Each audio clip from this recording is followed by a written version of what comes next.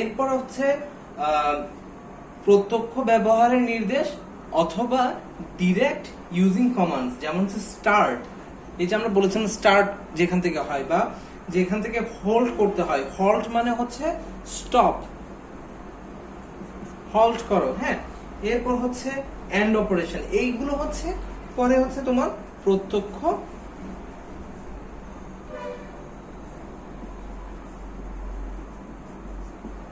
ব্যবহারের নির্দেশ। কি কি? স্টার্ট, এরপর হল্ট,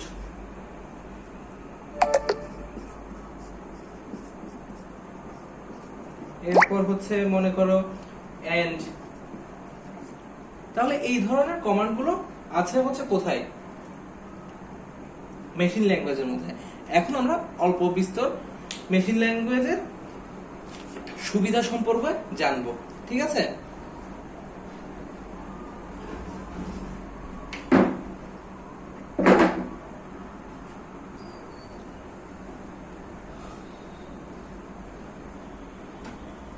আমি তোমাদেরকে এখানে মুখে ডেসক্রাইব করে যাচ্ছি, তোমরা একটু নোট করে নাও এটা, হ্যাঁ। তো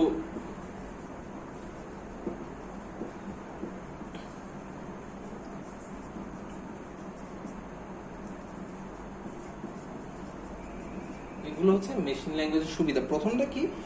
সবচেয়ে কম লজিক ব্যবহার করে এই প্রোগ্রামটা করা যায়।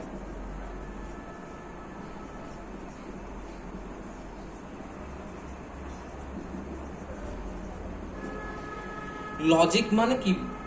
লজিক হচ্ছে এমন একটা বিষয় যেটা দ্বারা হচ্ছে আমরা কোনো কিছুর উপর ডিসিশন নিতে পারি, ঠিক আছে? লজিক কেমন হতে পারে? মনে করো যদি এটার চাইতে এটা বড় হয়, যদি এক্স এর চাইতে ওয়াই বড় হয়, তাহলে 0 প্রিন্ট করো, ঠিক আছে? অথবা লেখো হ্যালো ওয়ার্ল্ড, প্রিন্ট করো হ্যালো ওয়ার্ল্ড। এটা হতে পারে কি একটা এখানের মধ্যে লজিক কোনটা? এখানে লজিক হচ্ছে মনে করো যে X Y, X greater than Y, এই ধরনের ডিসিশন মেকিং লজিক গুলো এই ল্যাঙ্গুয়েজে কম ব্যবহার করে আমরা কি করতে পারি? ডেভেলপ করতে পারি বা প্রোগ্রাম করতে পারি। এরপর কি সেকেন্ড পয়েন্টটা হচ্ছে এই ভাষার প্রোগ্রাম চালানোর জন্য সবচেয়ে কম মেমোরির প্রয়োজন হয়। অবশ্যই কম মেমোরি প্রয়োজন হবে, বিকজ হচ্ছে যখন আমরা অন্য কোনো ল্যাঙ্গুয়েজ ইউজ করি তখন ওই ল্যাঙ্গুয়েজের ডেটাগুলো মেমোরি র্যামের মধ্যে কি থাকে? স্টোর করা থাকে। যত বেশি হায়ার লেভেলে যাব তত বেশি হচ্ছে কম্পাইলার প্রয়োজন হবে, ইন্টারপ্রেটার প্রয়োজন হবে। এই কম্পাইলার ইন্টারপ্রেটার হচ্ছে তত বেশি ডেটা হচ্ছে মেমোরির মধ্যে স্টোর করে রাখবে, মেমোরি থেকে লোড করবে। কিন্তু যখন আমরা খুবই রুট লেভেলের বা হচ্ছে এই ধরনের কি বলবো যে মেশিন ল্যাঙ্গুয়েজ নিয়ে কাজ করব, তখন হচ্ছে আমাদের মেমোরির প্রয়োজনটা হবে কম।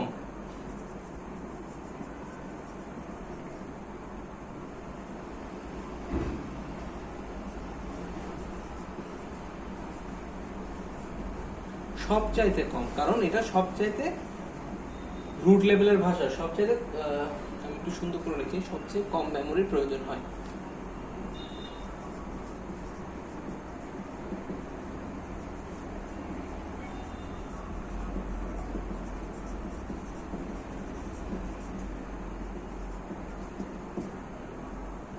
এরপর দেখো মেশিন ল্যাঙ্গুয়েজের ভাষা কম্পিউটার সরাসরি বুঝতে পারে। এই ভাষা কম্পিউটার কি সরাসরি বুঝতে পারে। কম্পিউটার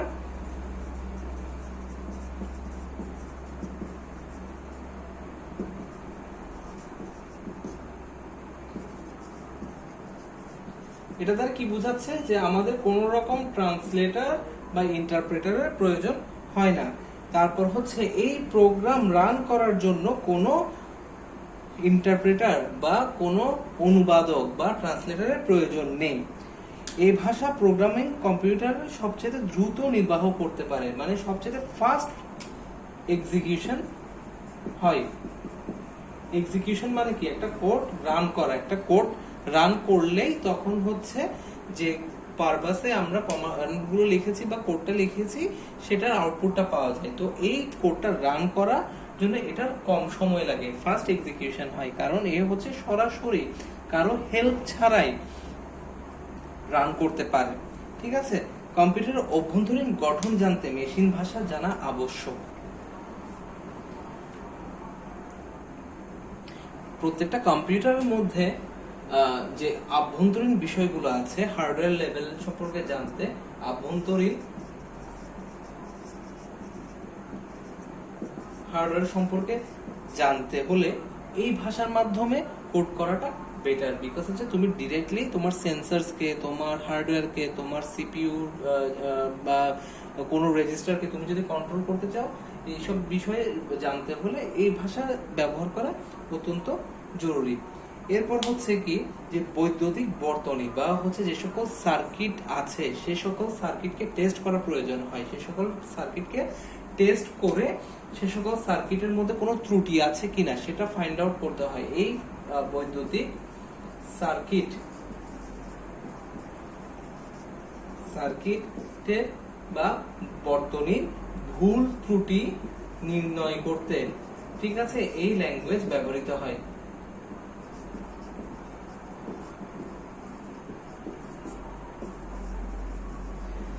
তাহলে আমরা দেখে ফেললাম যে মেশিন ল্যাঙ্গুয়েজের সুবিধা সমূহ কি কি।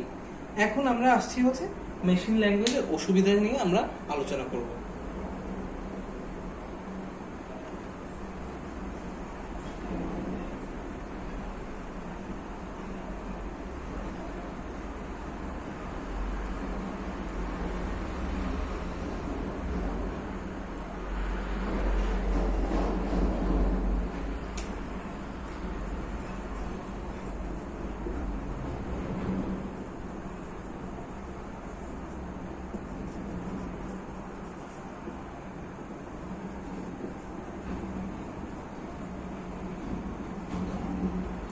প্রথমে আমরা যখন মেশিন ল্যাঙ্গুয়েজের কথা চিন্তা করি, প্রথমে আমাদের মাথায় যে প্রবলেমটার কথা আসে বা যে সমস্যাটার কথা আসে সেটা হচ্ছে এটা বোধগম্য, বোঝা খুবই কষ্টদায়ক বা কষ্টকর।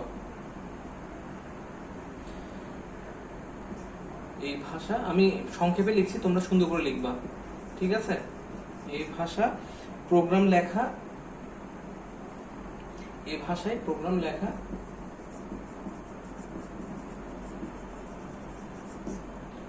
প্রোগ্রামারদের জন্য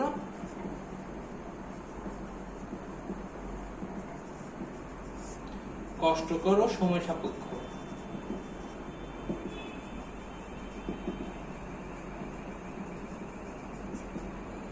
ঠিক আছে, কারণ কি আমরা যেহেতু দেখি হচ্ছে যে প্রোগ্রামটা স্টার্ট করা,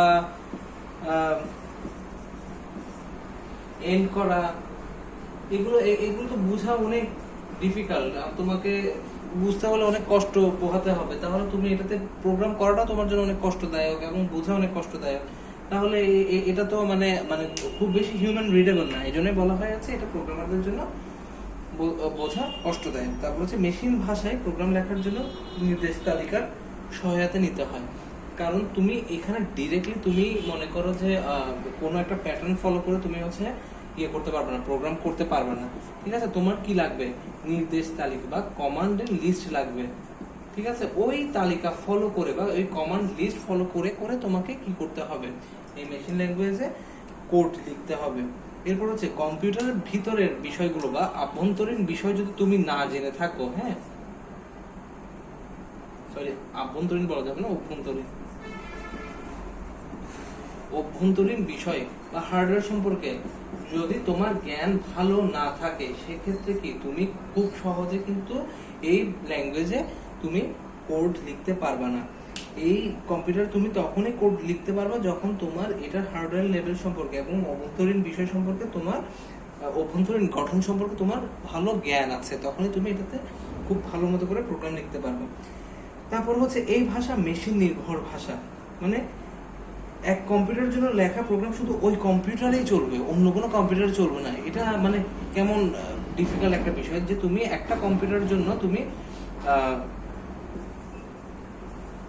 মেশিন ডিপেন্ডেন্সি বলা যেতে পারে, মানে হচ্ছে এটা মেশিন নির্ভর ভাষা। তুমি যদি একটা কম্পিউটারের জন্য কোড লিখো, সেই কোড কিন্তু অন্য কম্পিউটার চলবে না। তো তোমার কি প্রত্যেকটা ডিভাইসের জন্য আলাদা আলাদা করে কোড লিখতে হবে? এটা অনেক ডিফিকাল্ট, তাই না? তো এই জন্য প্রোগ্রামাররা এই ভাষাটাকে অ্যাভয়েড করার চেষ্টা করে, এবং এই ভাষার লেখা প্রোগ্রাম পরিবর্তন করা কষ্টদায়ক। ঠিক আছে, তুমি একবার যখন প্রোগ্রাম লিখে ফেলবা তখন ওই প্রোগ্রামটাকে চেঞ্জ করা অনেক বেশি ডিফিকাল্ট। কারণ হচ্ছে তুমি ওই ভাষাটা পড়ে বোঝাটাই তো অনেক ডিফিকাল্ট, তাহলে তোমার ঠিক এক্স্যাক্টলি কোন জায়গায় চেঞ্জ করতে হবে সেটা অনেক সময় সাপেক্ষ হয়ে যায়। এই কারণে মেশিন ল্যাঙ্গুয়েজ এগুলো হচ্ছে অসুবিধা, তবে সুবিধাগুলো কিন্তু কোনো অংশে কম না।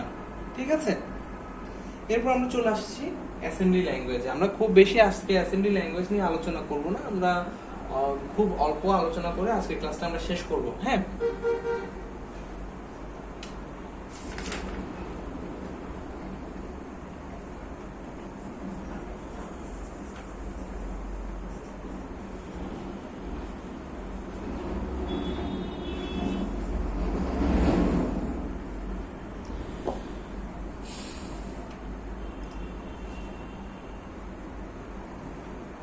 এই অ্যাসেম্বলি ল্যাঙ্গুয়েজের আরেকটা নাম আছে। অ্যাসেম্বলি ভাষার কে আমরা সেকেন্ড জেনারেশনের ভাষাও বলে থাকি, সেকেন্ড জেনারেশন ল্যাঙ্গুয়েজ বা দ্বিতীয় প্রজন্মের ভাষাও বলে থাকি। মেশিন ভাষা বা যান্ত্রিক ভাষা, হ্যাঁ, 0 এবং 1 দ্বারা যে ভাষাকে আমরা পড়ে আসছি কিছুক্ষণ আগে, মেশিন ল্যাঙ্গুয়েজ, সেই ভাষার নির্দেশকে কয়েকটি ইংরেজি বর্ণ বা ইংলিশ অ্যালফাবেট বা ইংলিশ লেটার বা শব্দ দ্বারা প্রতিস্থাপিত করে, হ্যাঁ, আমরা যখন নতুন কোনো একটা ভাষা তৈরি করেছে তখন সেটাকে বলা হয়েছে কি অ্যাসেম্বলি ল্যাঙ্গুয়েজ। মানুষ যখন কি করলো, এই যে মেশিন ল্যাঙ্গুয়েজ 0-1 দ্বারা তৈরি যে ভাষাটা আমরা দেখছি সেটা কিন্তু হিউম্যান রিডেবল না খুব একটা, তো ওই ভাষাটাকে খুব বেশি পরিবর্তন না করে, হ্যাঁ, অল্প অল্প করে যখন হচ্ছে আমরা ইংরেজি বর্ণ, হ্যাঁ, অ্যালফাবেটস দ্বারা বা হচ্ছে ছোট ছোট ওয়ার্ড দ্বারা এইগুলোকে যখন চেঞ্জ করে আমরা একটা ল্যাঙ্গুয়েজে পরিণত করলাম সেটাকে বলা হচ্ছে কি অ্যাসেম্বলি ল্যাঙ্গুয়েজ। এই অ্যাসেম্বলি ল্যাঙ্গুয়েজে সংক্ষেপ সমূহকে, যেগুলো আমরা বললাম না যে ছোট ছোট শব্দ দ্বারা বা বর্ণ দ্বারা আমরা যে চেঞ্জ করছি, এই শব্দ সংক্ষেপগুলোকে বলা হয় নেমোনিক কোড। কি বলা হয়? Mnemonic code.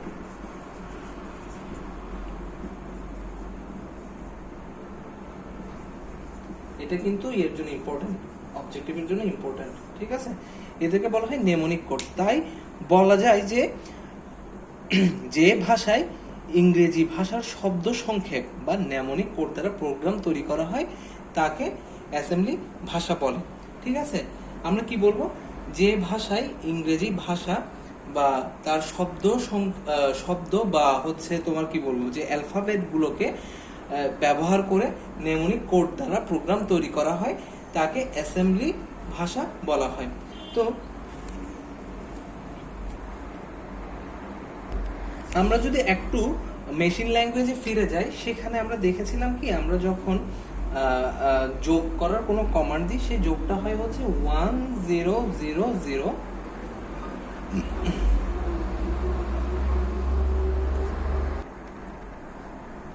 এরপর হচ্ছে 0101, এটা দিয়ে বোঝায় হচ্ছে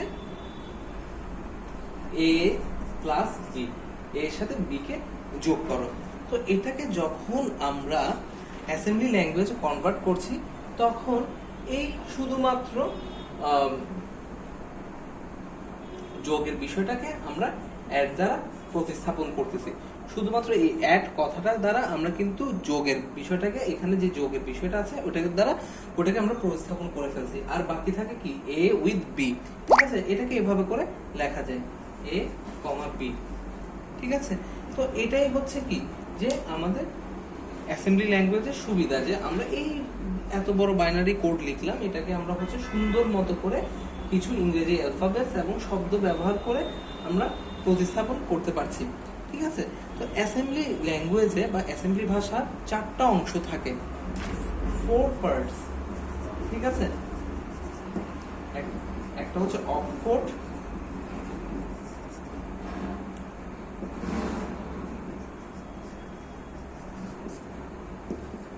এরপর হচ্ছে লেভেল,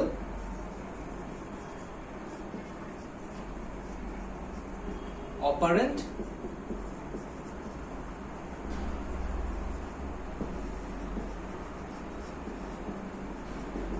এবং কমান্ডস।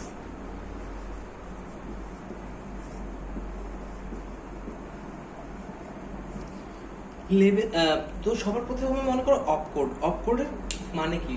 এই অপ দিয়ে বোঝাচ্ছে হচ্ছে অপারেশন বা অপারেশন কোড, ঠিক আছে? অপকোডের মানে হচ্ছে অপারেশন কোড। তো মনে করো যে আমি এই যে বলেছিলাম যে অ্যাড করো বা যোগ করো বা বিয়োগ করো, হ্যাঁ, তো এই ধরনের অপারেশন বা মাল্টিপ্লাই করো, ডিভাইড করো, এই ধরনের যে অপারেশন গুলো আছে এগুলোর যে কোড তাকে বলা হয় হচ্ছে অপকোড। তো বইয়ের ভাষায় বলতে গেলে এভাবে বলা যায়, অপকোড হলো অপারেশন কোড। অপকোড বা অপারেশন কোড কম্পিউটারকে নির্দিষ্ট কাজের নির্দেশনা প্রদান করে, মানে তোমাকে কি ধরনের অপারেশন করতে হবে, কি ধরনের কাজ তোমাকে করতে হবে সেটার নির্দেশ দেয় হচ্ছে অপকোড। এরপর আস্তে আস্তে হচ্ছে লেভেলে। লেভেলের কাজ কি থাকে? মনে করো একটা লেভেল, বিভিন্ন লেভেল থাকে কোডের মধ্যে, ঠিক আছে? এক লেভেল থেকে আরেক লেভেলে যাওয়ার যে নির্দেশটা সেটা দেয় হচ্ছে লেভেল। অপারেন্ট মানে কি? অপারেন্ট মানে হচ্ছে প্রোগ্রামের সাথে বা প্রোগ্রাম কিংবা প্রোগ্রামের নির্দিষ্ট অংশের কাজ বোঝানোর জন্য